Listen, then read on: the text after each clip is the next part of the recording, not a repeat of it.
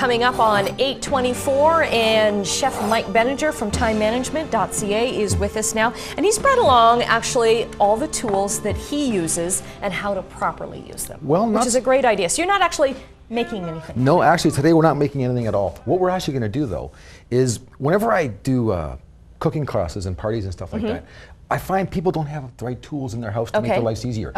And you know, the reality is tools aren't going to make you a better cook, but they're going to make your life a lot easier if you know how to use them. And the worst crime I see is knives. I walk into a house and I'll see 50 knives. And the reality is you need 3 knives in a house. You need a chef's knife. Yep. You need a bread knife or a serrated knife. And a paring. You need a paring knife. Okay. And the rest are effectively a waste of space and a waste of time. And a lot of money, because knives can be so expensive. And a lot of money. A good knife, what makes a good knife? Thick blade. Blade that runs all the way from the front to the back. Okay, so it's not going to pop off there. So it's not popped like this guy here, for example, but being a bread knife, I don't work so hard with that, so I don't worry about that. I want something that's got a good firm edge to it. This is called a bolster, which means this is a forged blade. Okay. This knife was about $80 or $100, but I've had it for years. I use them all the time. They're going to last me for decades. Okay, and you were saying that you really like this one because the shape of it is good, because you can go like that with your hand, whereas with this one, it's at an angle. Good knives allow you to actually use them properly. The grips are the right size. They let you actually touch all the way down the blade without actually smacking your hand on the board. What makes a good knife is what also shows what a bad knife is. This is a thin, flimsy blade all the way through, doesn't go all the way through. When you try to use it, your hand smacking the board. This is very inexpensive. It's worth the 50 cents I paid for it at a garage sale. But for as a demo. As a demo. But for most home chefs, on one single chef's knife, an 8-inch blade is lots. That's all you'll need. A paring knife obviously is a different value as far as usability. Use this one for different things than that. The serrated knife for doing bread, tomatoes, one.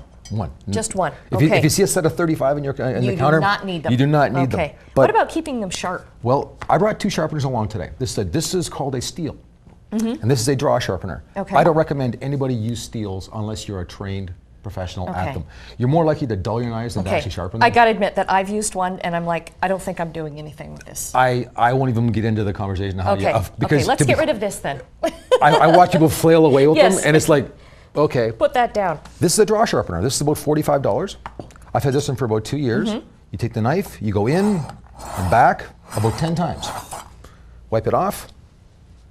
You're done. That's it. You're safe. Okay. And what about, you always see people like touching the edge. You don't really want to do that. But like test it out on a tomato or something. There's other ways to test it. There's other ways to test it.